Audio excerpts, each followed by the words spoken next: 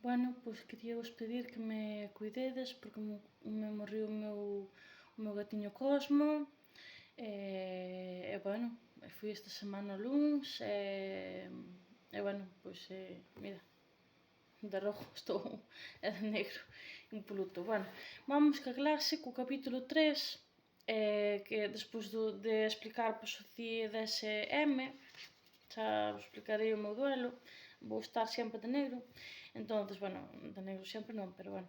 Entonces, agora o que vos vou falar é dos hitos en la clasificación de la conduta anormal. O tema 3 é o tema 2 dos 20 capítulos de psicopatología, vale? Entonces, hitos en la clasificación de la conduta anormal. Síndrome, que non é sintomatología. O síndrome é un conjunto de signos e síntomas que configuran un cuadro clínico. Entón, un cuadro clínico, como sabedes,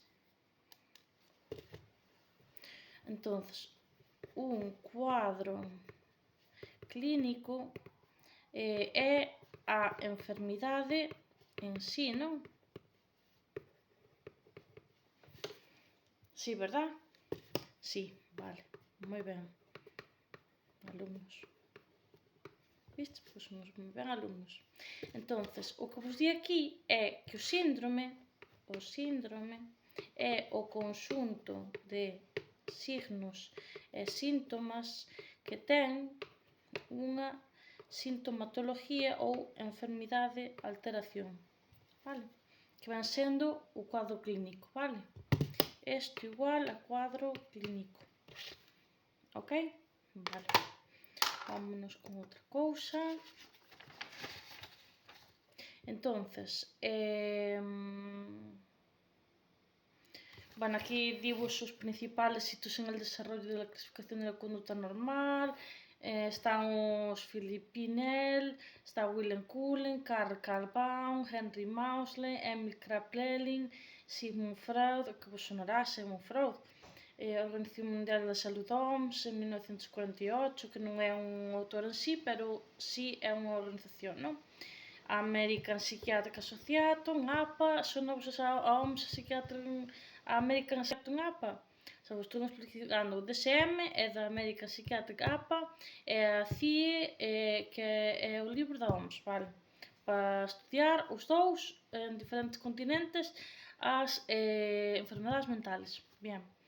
Hans Heise, American Psychiatric Association, Tony Clark e David Watson, Christopher Fairbairn, Zafra Cooper e Rod Safran. Rod Safran é moi importante, Cooper tamén, Consorcio Hitop, Roman, Kotov. Entón, o Consorcio Hitop ímolo ver máis adiante. Entón, agora imos ca dimensión. A dimensión dinos que unha dimensión psicológica se continua a lo largo del cual pueden distribuirse las puntuaciones. Por ejemplo, el neuroticismo es un continuo, pues un individuo puede puntuar más o menos en el mismo. La clasificación de un individuo como neurótico o no neurótico es algo arbitrario, ya que no existe una categoría real natural de neurótico. Entonces, pode ser neurótico ou non neurótico, pero que a palabra si neurótico non existe. Vou poner aquí neuroticismo, o sea, palabra que significa que unha persona é neurótica ou non neurótica, pero en sí a palabra neuroticismo non existe. Non existe unha palabra neurótica. Non existe unha persona neurótica. É como a psicosis, non é unha enfermidade. Non existe. Está na OMS, nos tomos da CIE, no DSM da APA, da American, pero non é unha enfermedade. O neuroticismo e a psicosis non son enfermedades, é un síntoma, vale? Un signo do cuadro clínico. Entón, neuroticismo é un signo do cuadro clínico dunha enfermidade, pero non é unha enfermidade en sí, ok? Que vos quede ben clariño isto, vale? Vale, alumnos? Bien. Taxonomía.